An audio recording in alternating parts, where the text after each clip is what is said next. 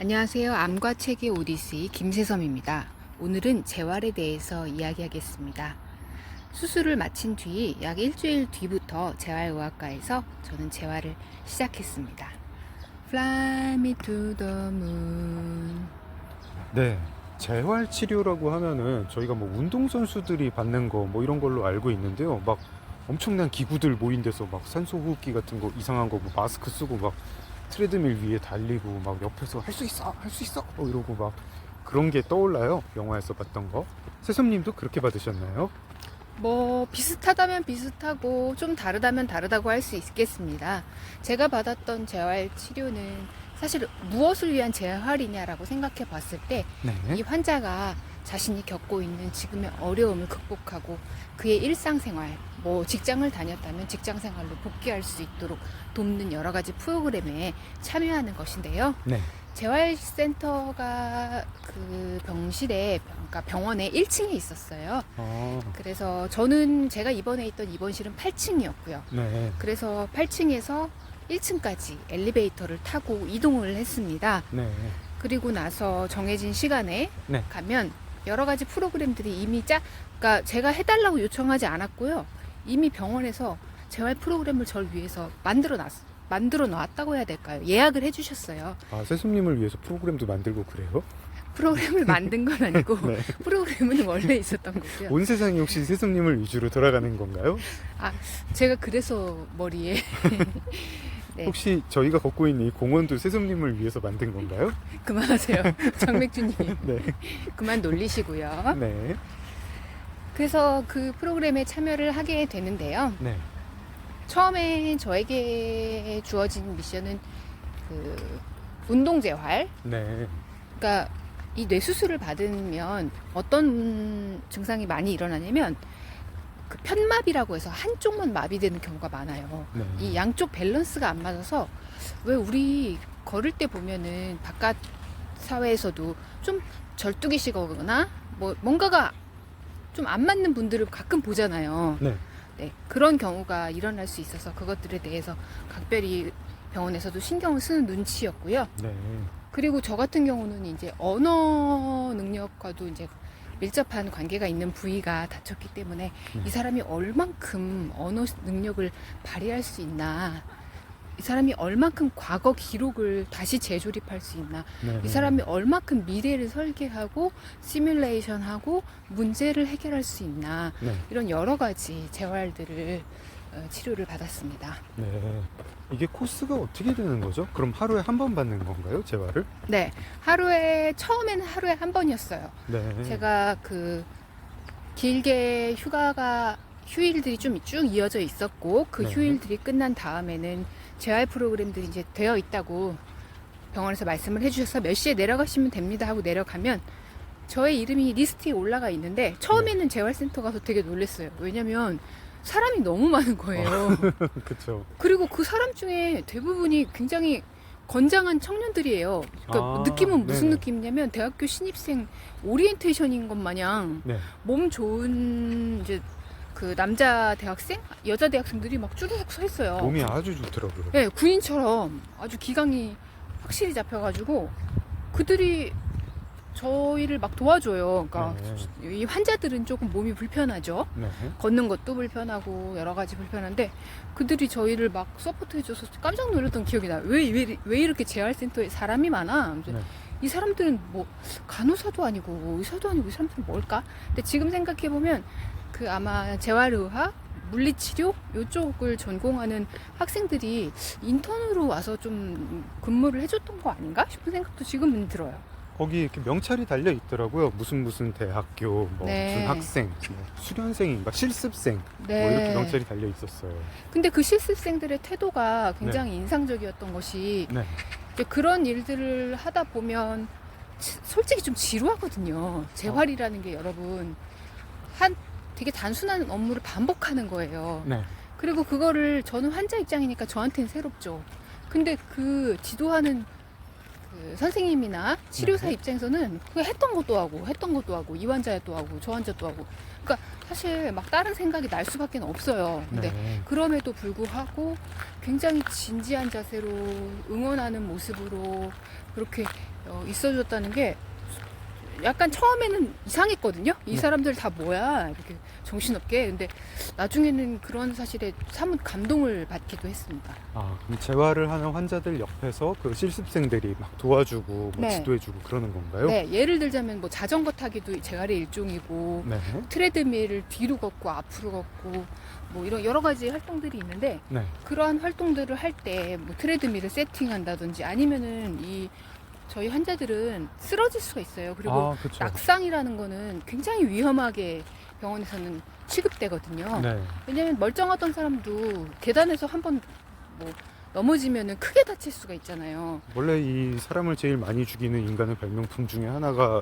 계단, 뭐 의자 이런 것들 아니겠습니까? 그렇죠. 그런데 하물며 환자 입장에서는 어떻겠어요. 그래서 항상 어디서 이렇게 내려오고 올라가고 할 때 안전한지 체크해주고 옆에 뭐 부추겨서 도와준다든지 이렇게 많은 도움을 주시더라고요. 그러면은 처음에는 하루에 한 번 받다가 나중에 이제 하루에 두 번 받게 되신 건가요? 네, 처음에는 하루에 한 번만 수업이 있었는데 네. 나중에는 이제 오전이랑 오후에 수업이 2시간이었는지는 정확하게 기억이 안 나요. 나누어져서 그 정해진 시간에 제가 재활센터에 가서 치료를 받았는데요. 네. 제가 받았던 수업은 크게 두 가지입니다. 네. 하나는 작업재활? 네. 작업재활이 아마 인지재활이랑 같은 거였던 것 같고요. 네. 다른 하나는 운동재활. 네. 두 가지가 아니고 세 가지네요. 세 가지죠. 네, 그리고 하나가 더 있는 게 언어재활입니다. 네.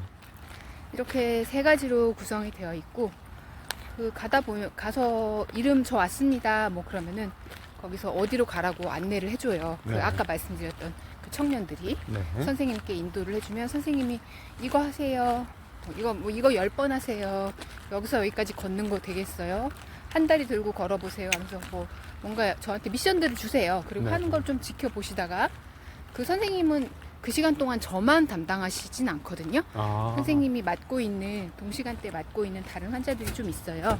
그래서 다른 환자들 잘하나 보시고 저는 얼마큼 진척이 되었나, 이 사람은 좀 얼마 정도 그 능력이 올라왔나 보시고 이제 그 다음 때는 뭘 할 거다, 뭐 잘했다, 혹은 뭐가 조금 부족한 것 같다 이런 식으로 피드백도 주시고 네. 그런 시간입니다.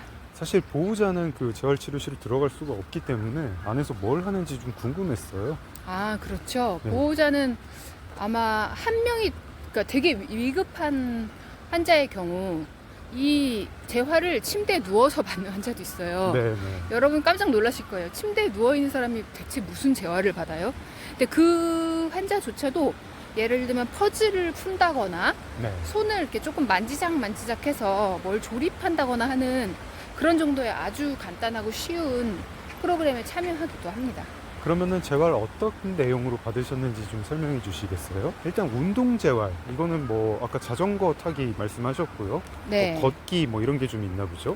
네, 트레드밀이라고 여러분 우리가 흔히 러닝머신이라고 부르는 거 있잖아요. 네. 그거를 굉장히 좀 많이 탔어요. 그것도 제일 처음에는 아주 천천히 그냥 정말 이게 걷는 건가 싶을 정도로 천천히 걷다가 나중에는 오르막으로 막 바꾸고 뒤로 가는 거로 바꾸고 뒤로도 가요? 네, 그래서 막 단계가 제법 어려워지고 복잡해지고 고난이도가 되더라고요. 네. 트레드밀, 그리고 이제 균형 감각을 항상 중요시하기 때문에 네. 한 다리를 접고 예를 들면 오른쪽 다리로만, 그다음에는 왼쪽 다리로만 이렇게 해서 무릎을 굽혔다 폈다 하는 그런 행동들. 네.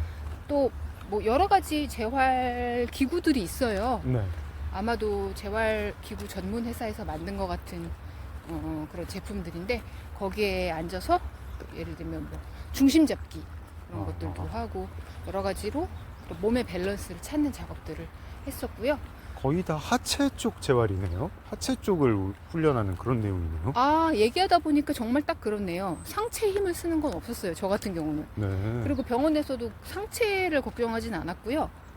그 하체가 마음대로 움직일 수 있으면 사람은 괜찮다라는 좀 입장이 아니었나 싶은 생각이 듭니다. 이 의사분들은 다리 근육을 굉장히 중요하게 생각하시는 것 같더라고요. 네, 그런데 한번 생각해 보시면요.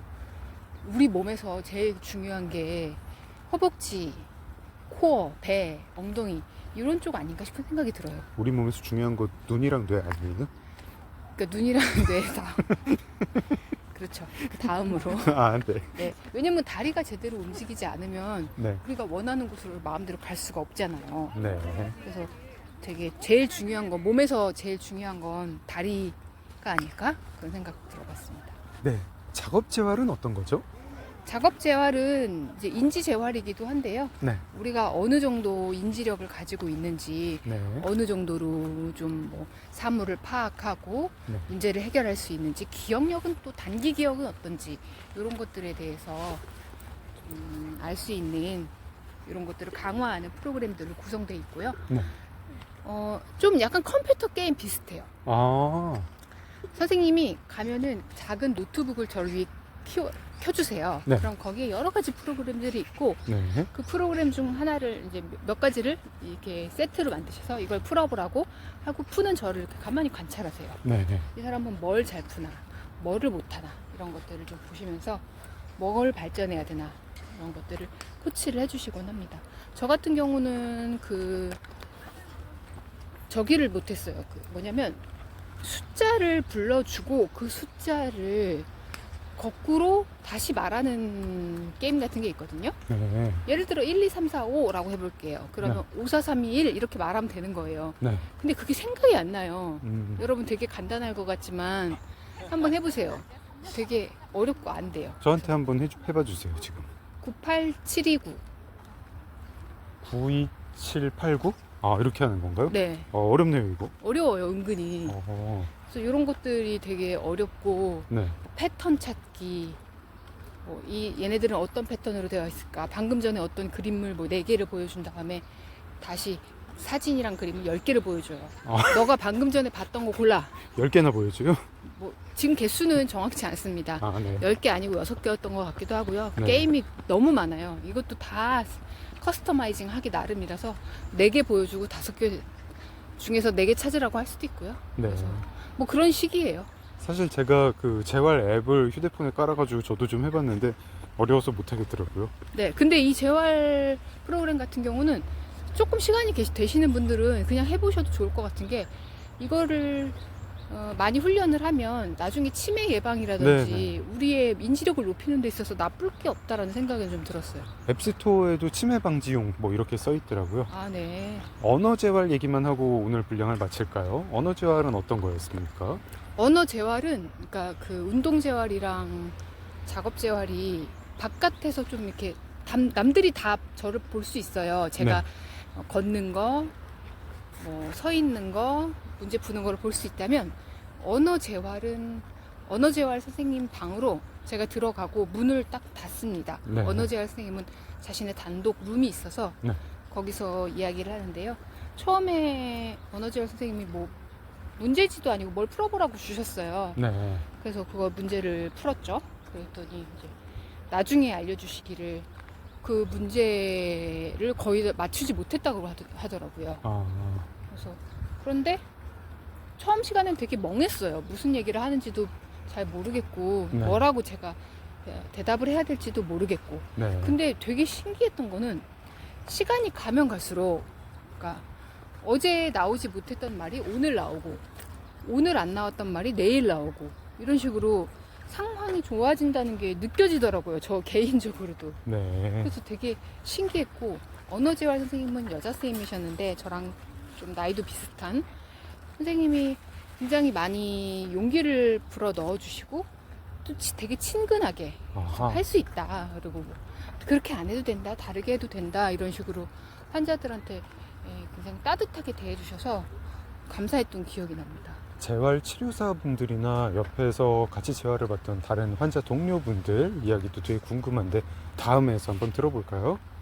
네, 그럼 오늘 방송은 여기서 마무리할게요. 암과 책의 오디세이 김세섬이었습니다.